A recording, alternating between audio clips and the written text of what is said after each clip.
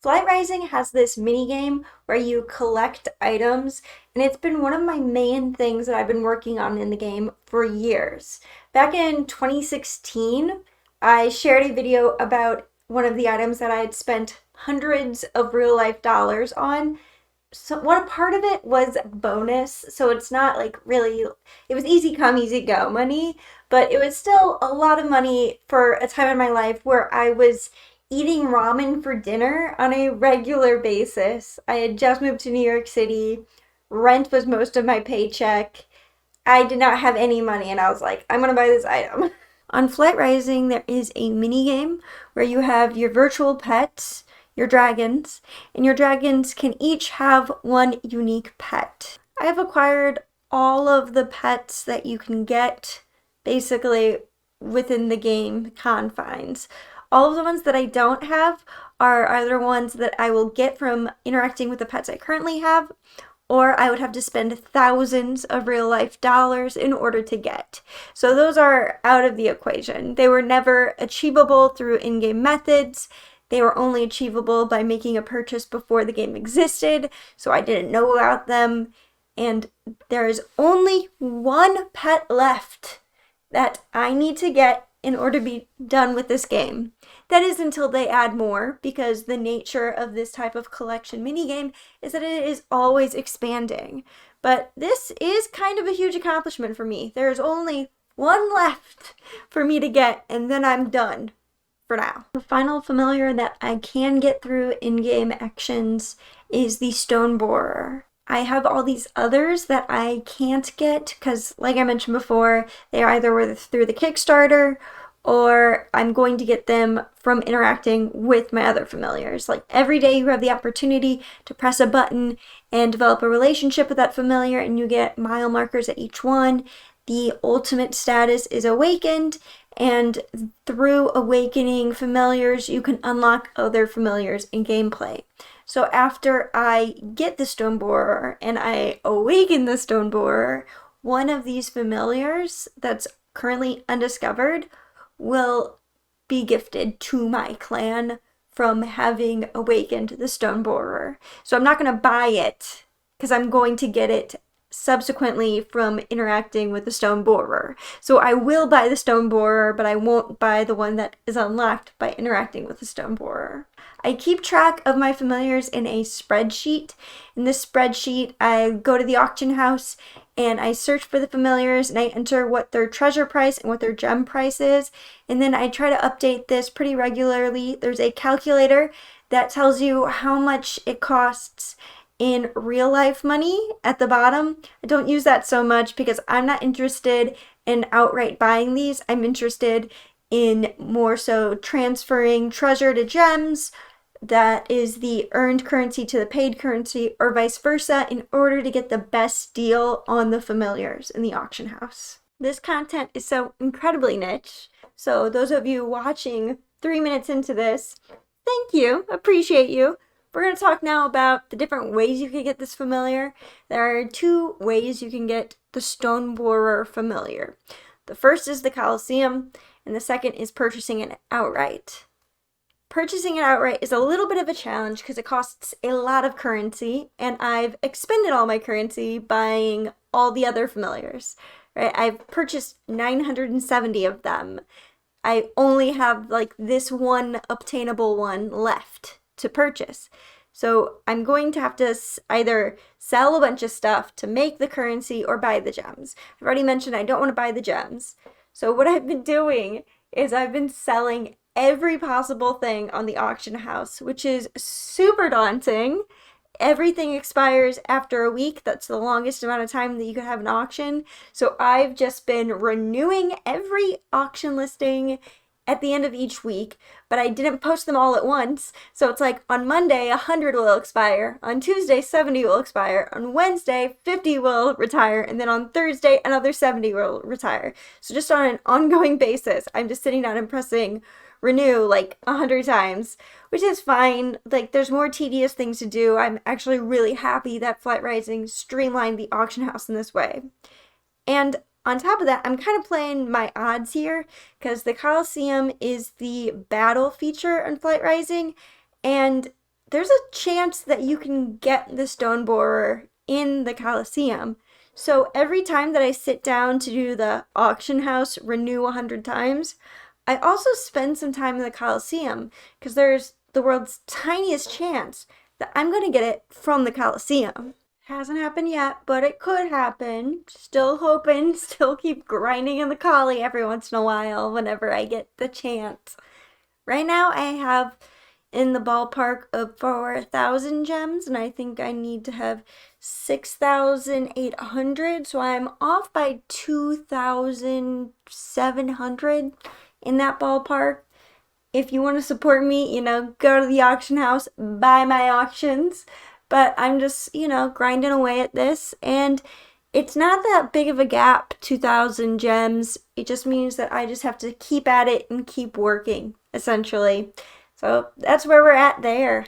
The last time I bought one of these like really momentous Flight Rising familiars, it was the light Sprite, and I made a video about it back in January of 2016. It's a really good video. It's back when I was really enjoying over editing, and I thought this snippet was like very good, and I recommend watching it if you're interested in seeing some earlier Pet Summer Julie content, and particularly about learning more about the Flight Rising familiar minigame.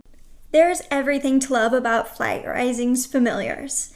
They're reminiscent of Neopet's Pet Pets, except instead of being worth only how rare they are, Flight Rising's familiars have worth in of themselves. Guys, 2016 Julie just cared so much. While making this video, I just fell down the rabbit hole of watching my own content, which is a weird thing to do, and it's just weird that I have all that content, because the next video after the Light Sprite video was a 100 subscriber celebration, complete with a room tour of my first apartment in New York City, which is just a really fundamentally sad time in my life.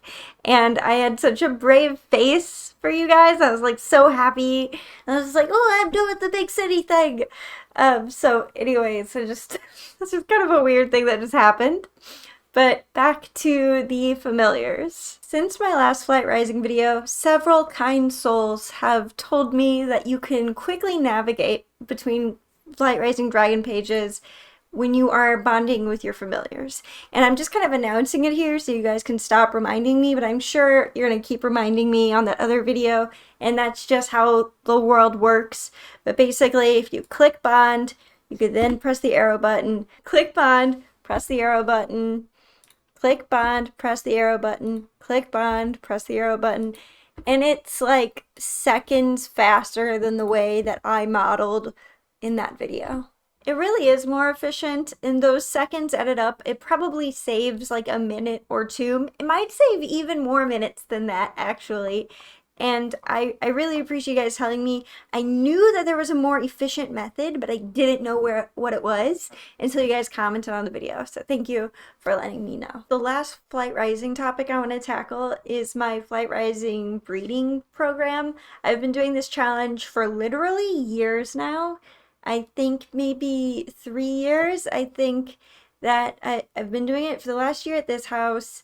I did it for the 2 years at my apartment. And I think that I actually started it when I lived in New York City. So that would have been 2018. I just looked it up. I started this in September of 2017. This is my subspecies that I'm breeding in my lair, and you could watch that video here. I started with Outtros, and the entire litmus test is the dragon has to be within 6 relation of Outtros. In order to keep this going, I have to chart out the descendants, and the goal is to tie the general population of my lair together, while at the same time improving the genetics, the breeds, and the coloration.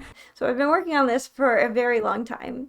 The goal of the breeding project is to have as many genetically diverse triple platinum dragons in my lair as possible. So mostly, as you see here, I'm focusing on the Codals, Coatls, and the Wild Claws, but I do have an Imperial as well.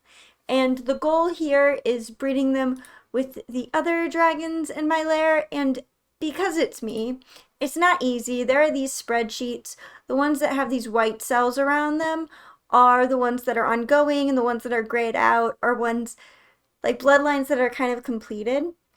And I've made some really good progress on this. Like, this is like the most ADHD thing that I could ever imagine showing anyone. I'm being like peak level vulnerable with you guys right now.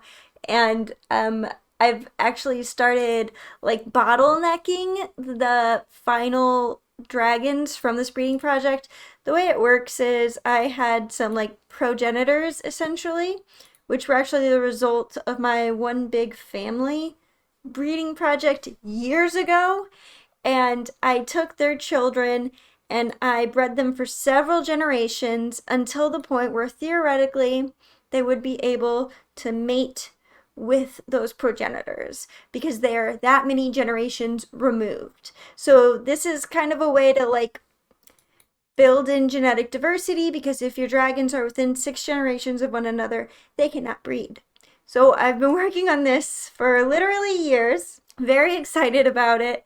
Like, let's see, we've got Britta right here, and this one dragon, I've been breeding her. She's been around since May 2020, that I've been working on her particular slot in this breeding challenge. And just today did she give birth to a dragon that is going to fill in for her, and then she's exalted, and the journey continues. I'm really pleased. I've got this page right here just full of the triple platinum dragons, and they're beautiful, and it's taken just so much attention, and it's my favorite thing to do is to log in on Fly Rising and breed some dragons. I know I haven't given you guys an update in literally years, so that's where this is standing. Anyways, that's all for Flight Rising today. Thank you guys so much for watching. I really appreciate your support. If you watched this from hitting the notification bell and it notified you and you came and you watched it, or if you saw that it was going to premiere and you came for the live premiere, like, thank you so much. Those things really help. This recent past, I've been doing a lot of the YouTube shorts, and whenever you do stuff like that, the algorithm kind of pumps you up. It kind of puts you in front of more people, and you guys interacting with my channel is another way that the algorithm rewards my channel. So I really appreciate that. If you are that person, you're like my favorite person, but if you're not, and you don't get the notification bell because like notifications really bother you, and if that isn't you, then just like please leave comments or watch other videos. I'm kind of going outside of my box and trying to break into booktube.